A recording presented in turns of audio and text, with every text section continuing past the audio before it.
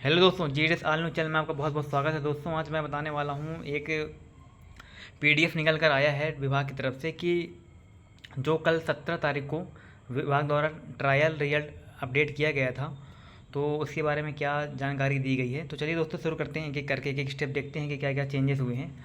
तो इसमें लिखा है कि change in the allotment of 5 employees as described above. 5 कर्मचारियों का अलॉटमेंट बदला गया है। Pending number change of for many non allotted dues due to above 5 allotments. However, the increase in either one or two based on the case which also analyzed found in appropriate. इन बदलावों के कारण अन्य कर्मचारियों की जो पेंडिंगसी थी उसमें भी बदलाव आ गया है ना। ये पाँच कर्मचारियों के अलॉटमेंट बदला गया है, जिसके कारण से अन्य कर्मचारियों की पेंडेंसी यानी कि पेंडिंग नंबर में बदला गया है। कुल मिला के इनका अंतर 1 या 2 आया है ना, मतलब 1 या 2 नंबर का अंतर ही आया है, ज़्यादा अंतर नहीं आया है उनकी वेटिंग में, है ना।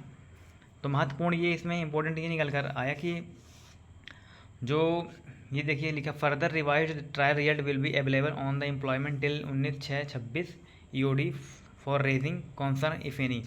यानी कि जो कल 19 तारीख है, यानी कि जो आने वाली तारीख है, उस तारीख तक ईओडी तक आप अपना ट्रायल रिजल्ट देख सकते हैं, है ना। उसके बाद नहीं दिखेगा आपको, इसमें ये लिखा हुआ है।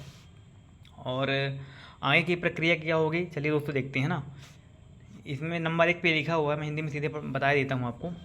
जो डिविजनल होता है, रीजनल होता है, सर्कल, अपने लॉगिन से कर्मचारियों का जो रिवाइज्ड रिजल्ट होता है वो देख सकता है, ठीक है।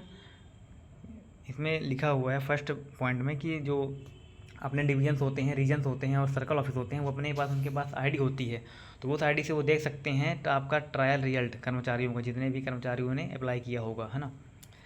दूसरे नंबर पे लिखा हुआ है कि यदि उन्हें कोई दिक्कत होती है, रिजल्ट में कोई समस्या दिखाई देती है, तो संबंधित सर्कल होगा, जो डिवीज़न होगा, जो रीजन होगा, मतलब जो भी उससे संबंधित होगा, उसे वेरीफाई करेगा, चेक करेगा कि क्या दिक्कत है, और उसे जांच करके सीधे सीपीटी में फॉरवर्ड कर देगा, है ना।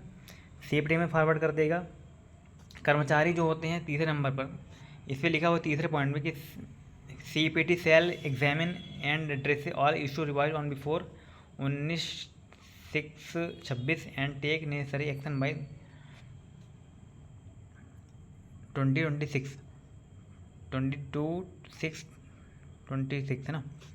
मतलब ये तीसरे पॉइंट पे ये लिखा हुआ है कि सीपीटी को जो शिकायतें मिलेंगी 19/6/26 तक मिलेंगी, यानी कल, है ना। कल जो भी शिकायतें मिलेंगी उसका निपटान वो 22/6 तक कर देगा, ठीक है।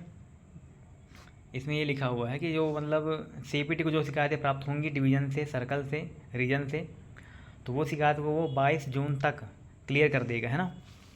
अब फिर नंबर 4 पे लिखा हुआ है कि यदि कोई बड़ी गलती नहीं होती, यदि कोई ज़्यादा इशू समझ में नहीं आता है कर्मचारियों के अलॉटमेंट में, तो वो प्रोविजनल रिजल्ट जारी होगा और चयनित कर्मचारी जो भी होंगे उसको एक्सेप्ट या डिक्लाइन कर देंगे, है ना। चौथे नंबर पे ये लिखा हुआ है ना, यदि कोई ज़्यादा दिक्कत नहीं होती है तो अलॉटमेंट लिस्ट जारी कर ली जाएगी, जो कि प्रोविजनल लिस्ट होगी, है ना, फाइनल नहीं होगी। प्रोविजनल लिस्ट जारी करेगी, आप उसमें एक्सेप्ट और डिक्लाइन करने का विकल्प चुन सकते हैं, ठीक है। और ये 5वें में लिखा है final allotment PDF will be generated only after completion of provisional allotment process. मतलब फाइनल अलॉटमेंट पीडीएफ, मतलब जो फाइनल रिजल्ट होगा रूल 38 का, है ना, वो तभी जारी होगा जब प्रोविजनल प्रक्रिया पूरी हो जाएगी, है ना। मतलब प्रोविजनल जब लिस्ट जारी करेगा उसके बाद यदि कोई दिक्कत नहीं होती है तब वो फाइनल अलॉटमेंट पीडीएफ यानी कि रिजल्ट जारी कर देगा, ठीक है। नंबर 6 पे लिखा हुआ है relieving and joining of the employee shall be permitted only after generation of final allotment PDF and if its availability to the concerned circles, है ना। रिलीविंग और ज्वाइनिंग जो प्रक्रिया होगी फाइनल अलॉटमेंट पीडीएफ जारी होने के बाद हो जाएगा। जब भी आप फाइनल अलॉटमेंट जारी होगा तो आप गिवन टाइम के अंदर आपकी रिलीविंग एंड ज्वाइनिंग यानी 15 दिन के अंदर आपका ये सब हो जाता है, relieving, joining, order, charge report भरना, ये सब वहाँ ज्वाइन करना। तो ये सब all circle are requested to note the ensure timely examination and reporting of issues यानी विद इन स्टिपुलेटेड टाइमलाइन। मतलब इस टाइमलाइन के हिसाब से पूरा सर्कल इसको जांचेगा और काम करेगा इस हिसाब से, है ना। तो आई होप दोस्तों ये आपको जानकारी समझ में आई होगी, जो इसमें लिखा हुआ है वो मैंने समझा दिया है। तो वीडियो में बने रहने के लिए धन्यवाद। यदि चैनल में नए हैं सब्सक्राइब कर लीजिएगा और ऐसे ही पोस्टल से रिलेटेड या जो भी अपडेट्स होती हैं डाक विभाग की मैं आपको देता रहूँगा। चलिए दोस्तों, धन्यवाद, मिलते हैं नेक्स्ट वीडियो में।